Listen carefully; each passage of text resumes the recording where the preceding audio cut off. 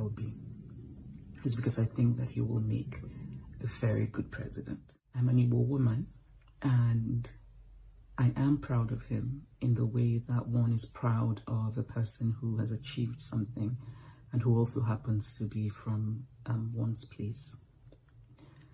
But there are also many other Igbo men who I admire or respect or I am proud of, but I would never vote for them for president because I don't think they would make good presidents.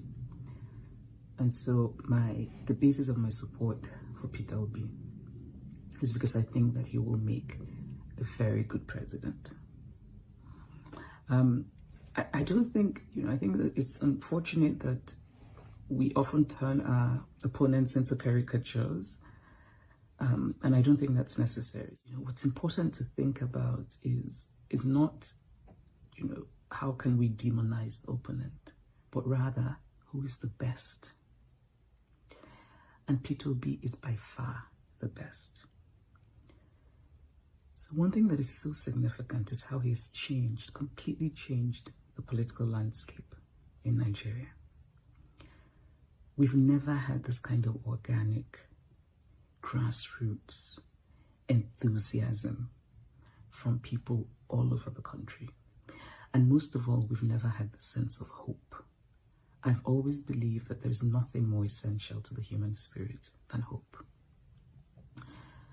People might say cynically that hope doesn't win elections, but actually it does. Because what happens is that hope propels people. Hope gets people out to vote.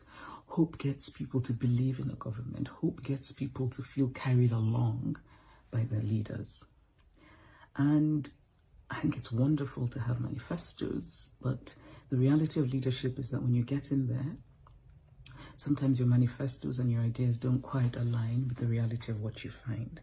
And so while I think it's good to think of the ideas that leaders, the potential leaders have, I think it's even more important to think about the sort of person they are. Because increasingly, I think that leadership is really about character. And I say that because it's your character that determines how you go about solving a problem. And so the questions I think are important to ask are, is this person a person who listens?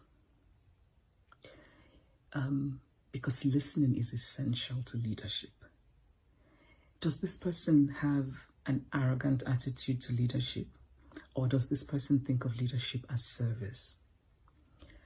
Does this person seem to know what life is like for ordinary people? Does this person talk to ordinary people?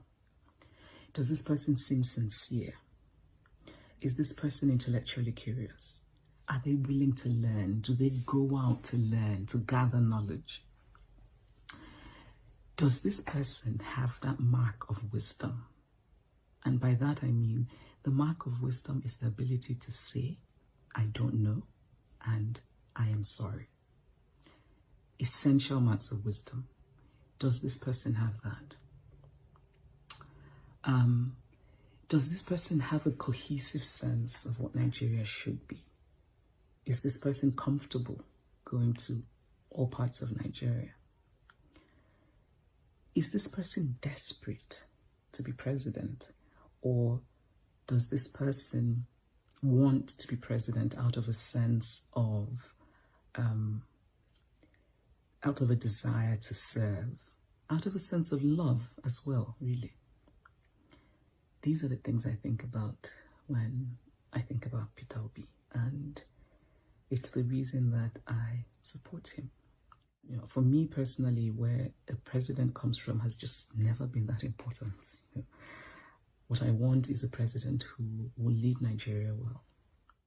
Peter Obi is unique and singular in his ability to create this kind of resounding hope. It's never before happened in the history of this country. I think it is significant. I think it means something. And I think we need to vote wisely.